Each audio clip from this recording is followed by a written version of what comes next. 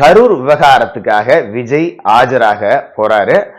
காலையில 11 மணிக்கு விஜய் அவர்கள் கிட்ட சிபிஐ தரப்புல விசாரணை அப்படிங்கிறது செய்யப்பட போகுது. சரி, எதுக்காக விஜய் அவர்கள் அழைக்கப்பட்டிருக்கார் அப்படின்னா, செந்தில் பாலாஜிக்கு எதிராக நிறைய டிஜிட்டல் எவிடன்ஸ் அப்படிங்கிறது கிடைச்சிருக்கு.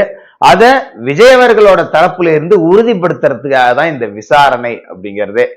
என்னன்னா, பாயிண்ட் நம்பர் 1, செந்தில் பாலாஜி நேரா வந்து கழுத்தை பிடிச்சி நெரிச்சார் அப்படி இப்படிங்கலாம் இங்க யாரும் பேச வரல.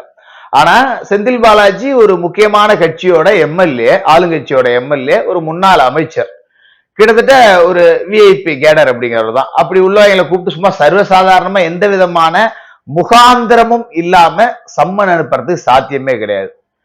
அப்ப சிபிஐ செந்தில் பாலாஜி சம்மன் அனுப்பிச்சிருக்கு அப்படின்னா, செந்தில் பாலாஜியை கூப்பிட்டு, பா தம்பி எங்க என்ன நடந்துச்சுப்பா சொல்லுப்பா, சொல்லு என்ன நடந்துச்சு, நீ தான் பண்ணியா போனியா வந்தியா அப்படிலாம் கேட்கவே மாட்டாங்க. ஏன்னா கேட்டாலும் செந்தில் பாலாஜி ஒத்துக்க போறது இல்லை. ஏன்னா அவர் தான் பெரிய யோக்கிய சிகாமணியாச்சே. ஐயா அன்னைக்கு கரூர்ல படுபாய் பயிலுங்க கூட்டத்தை கூட்டிட்டு தண்ணி கூட கொடுக்காம விட்டாங்கய்யா, நான் தாயா கூட்டத்துல குறுக்கால ஆம்புலன்ஸ் விட்டு எல்லாத்தையும் தண்ணியை கொடுத்து காப்பாத்தினேன், நான் மட்டும் அங்க போலன்னா 41 மரணங்கிறது 410 இருக்குயா அப்படின்னு பச்சையா உருட்டுவாரு செந்தில் பாலாஜி. நான் மட்டும் ஆம்புலன்ஸ் அனுப்பலன்னா, நான் மட்டும் தண்ணி கொண்டு கொடுக்கலன்னா, நான் மட்டும் மருத்துவமனைக்கு போகலன்னா அப்படின்னு சொல்லிட்டு அறுத்து தள்ளுற மாதிரி பேசுவார். அதனால செந்தில் பாலாஜியை கூப்பிட்டு விசாரிச்சு கிடுக்கு பிடி போட்டு அப்படி எல்லாம் சிபிஐ விசாரிக்காது. போவாங்க, தம்பி இங்க வாப்பா 10 ரூபா இங்க என்ன கரூர்ல நடந்துச்சு உனக்கு தெரிஞ்சதை சொல்லு அப்படிம்பாங்க. உனக்கு தெரிஞ்சதை சொல்லும்பாங்க. இவர் ஆரம்பிப்பாரு அப்படியே, விஜய் லேட்டா வந்தார், கூட்டம் வந்துருச்சு, அவனு அடங்கல, ஏறினாங்க, குதிச்சாங்க, தாவுனாங்க அப்படின்னு சொல்லிட்டு 200 ரூபா கொத்தடிமைங்க மீடியாவில பேசுனதை பூரா செந்தில் பாலாஜி அங்க பேசுவாரு. எல்லாத்தையும் சிபிஐ அமைதியா கேட்டுக்கும். கேட்டுட்டு செந்தில் பாலாஜிக்கு எதிராக அவங்ககிட்ட கிடைச்சது பாத்தீங்களா டிஜிட்டல் எவிடன்ஸ், அதையெல்லாம் எடுத்து முன்னாடி போடுவாங்க. எப்ப இந்த சிங்கம் படத்துல நீ போட்டிருக்கிற புறவைக்கும் உன் பல்லுல இருக்கிற பான்பராக்கு கரைக்கும் நீ சொல்ற கதைக்கும் சம்மதமே இல்லை, உன் மோரைய பார்த்தா எங்களுக்கு தெரியாது அப்படின்னு சொல்லிட்டு ஒவ்வொரு எவிடன்ஸா எடுத்து போடுவாங்க. ரைட்டுப்பா, சொன்னதெல்லாம் நாங்க கேட்டுக்கிட்டோம். ஆம்புலன்ஸ்ல எப்படி கரெக்டா உன்னோட புகைப்படம் ஒட்டி எல்லா ஆம்புலன்ஸும் வந்துச்சு? அப்ப இங்க ஒரு சம்பவம் நடக்க போகுதுன்னு ஏற்கனவே ஆம்புலன்ஸ் எல்லாம் தயார் நிலையில வச்சிருந்தியா? கொடுமுடி பகுதியில இருந்து ஆம்புலன்ஸ் வந்தது ஏன்? கரூருக்குள்ள அவ்வளவு ஆம்புலன்ஸ் இருக்கு. ஏன்னா கரூர் அப்படிங்கிறது நிறைய தொழிற்சாலைகள் மிகுந்த பகுதி, அட்டை தயாரிக்கிற தொழிற்சாலை, அதை இல்லாம இந்த டெக்ஸ்டைல் சம்பந்தப்பட்ட பிசினஸ் அதிகமா நடக்கக்கூடிய பகுதி, நிறைய தொழிற்சாலைகள் இருக்கும். அங்கங்க மிஷின்ல கையை விட்டான், காலை விட்டான், வேட்டி மாட்டிக்கிச்சு, புடவை மாட்டிக்கிச்சுன்னு ஒரு நாளைக்கு ஒரு 50 விபத்து நடக்கும். 50 விபத்துல இருந்து 100 விபத்து ஒரு நாளைக்கு நடக்கும். இப்ப கால் டாக்ஸிக்கு ஈக்குவலா கரூர்ல ஆம்புலன்ஸ் இருக்கு. அவ்வளவு ஆம்புலன்ஸ் இருக்கிறப்ப கொடுமுடியில இருந்து எதுக்குப்பா ஆம்புலன்ஸ் வந்து வெயிட்டிங்ல நின்றுச்சு?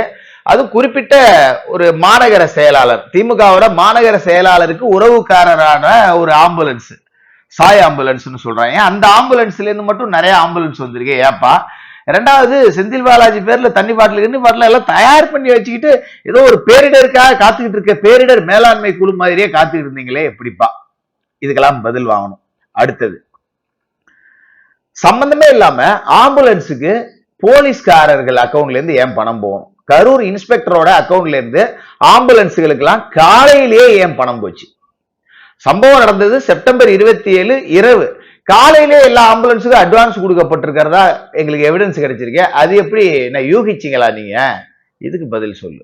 அடுத்தது, இரவோடு இரவா போஸ்ட்மார்டம் பண்ணக்கூடிய தேவை என்ன? கரூர்ல போஸ்ட்மார்டம் பண்ற டேபிள் 2 தான் இருக்கு. திடீர்னு எப்படி இவ்வளவு டேபிள் அரேஞ்ச் பண்ண முடிஞ்சது? திடீர்னு எப்படி இத்தனை பாடியை இரவோடு இரவா போஸ்ட்மார்டம் பண்ண முடிஞ்சது? போஸ்ட்மார்டம் இரவோடு இரவுக்குள்ள பண்ணணும்னு நீ ஏன் அழுத்தம் கொடுத்த? இதுக்கு பதில் சொல்லு. இது எல்லாத்துக்குமே சிபிஐ கிட்ட எவிடன்ஸ் இருக்கு. அதே மாதிரி கரூர்ல போஸ்ட்மார்டம் பண்றதுக்கு அவ்வளவு மருத்துவர்கள் எப்படி வந்தாங்க? ஆனா மருத்துவ ஆலோசனை கூட்டம் ஒண்ணு அங்க நடந்தது, மருத்துவ மாநாடு ஒண்ணு நடந்தது, அங்கிருந்து மருத்துவர்கள் வந்தாங்கன்னு சொல்லி அந்த மாநாட்டு ஒண்ணு நடக்கவே இல்லை. அந்த மாநாட்டுல எடுத்தப்பட்ட புகைப்படங்கள் என்ன? அந்த மாநாட்டுக்கு தலைமை தாங்கிய மருத்துவர் யாரு? அந்த மாநாடு என்னைக்கு திட்டமிடப்பட்டுச்சு? மாநாடு போட்டோக்கள் ஏதாவது இருக்கா? வீடியோக்கள் ஏதாவது இருக்கா? அப்படிலாம் எதுவும் எங்களுக்கு கிடைக்கலையே. எடுத்து போட்டு பார்ப்போம். அடுத்த கான்செப்ட். அடுத்தது முக்கியமானது, கரூர் சம்பவம் நடந்து முடிஞ்ச உடனே விஜய் அவர்களோட வீட்டுல போய் பனையூர்ல போயிட்டு திமுகவினர் போராட வேண்டிய தேவை என்ன இருக்கு?